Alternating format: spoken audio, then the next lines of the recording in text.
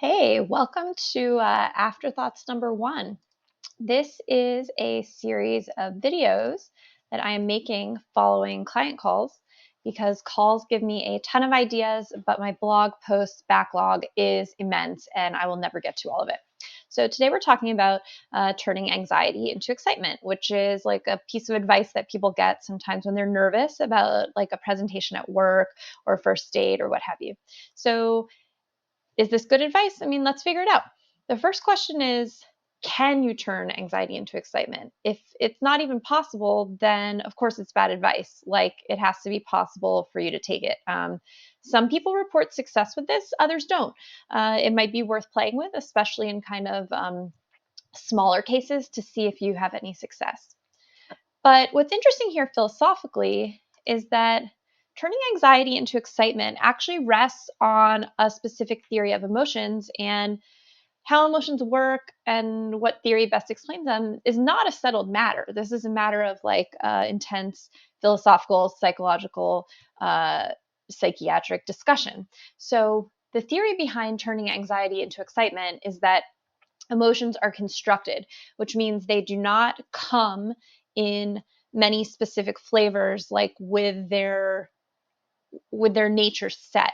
Constructed emotion means that there are like a few basic primary colors of emotions or like basic ice cream flavors, vanilla, strawberry, chocolate, and that those are like bodily states.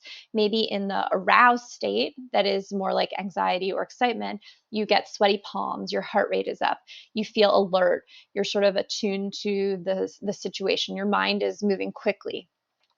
That baseline state is like aroused, but its metaphysical status is not already one of either anxiety or excitement.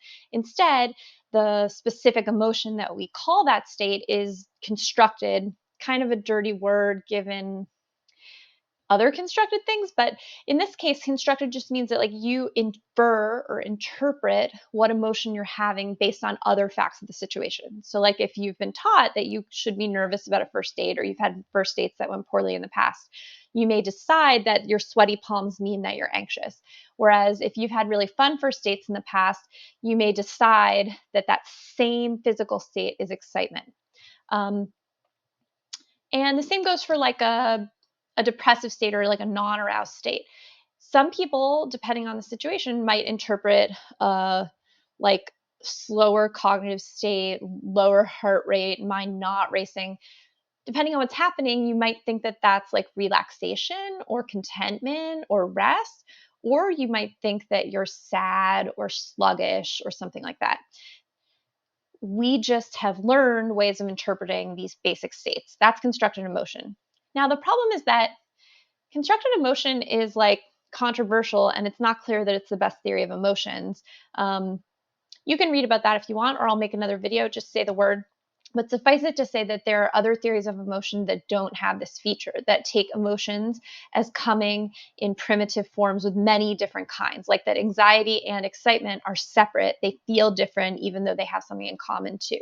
So if you can't turn your anxiety into excitement, it may just be because the underlying theory here is not accurate.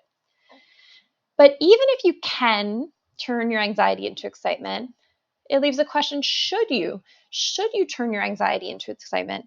I mean, I think there's a sense in which it involves a certain level of self-deception, that like if your best judgment is that something about performing in a concert or going on a first date is anxiety producing, and you're sort of like, no, self, that's not, you're not anxious, you're just excited, woo, let's go. That it might have a cost to taking this advice, like in terms of being in touch with yourself or trusting your own judgment, that is not worth it. That the better thing you could do is say, you know what, like this is anxiety. Maybe it's constructed, maybe it's primitive, but this is anxiety. And you know what? I can tolerate anxiety. I am a person who can sit with negative emotions in the service of goals that I value, like meeting a partner or being a musician. Like I can tolerate the anxiety. And that's not a quick fix. Learning to tolerate negative emotions is not like a life hack that you can quickly do, like hopefully turning your anxiety into excitement would be. But I think it's the more fruitful, um, the more fruitful and accurate and rewarding path long term. So those are just a few thoughts on turning anxiety into excitement. Thanks for watching. Let me know if you have any questions. I'll make more videos. I'm trying to get used to this and turn my video anxiety into excitement. Yeah, okay. See you later.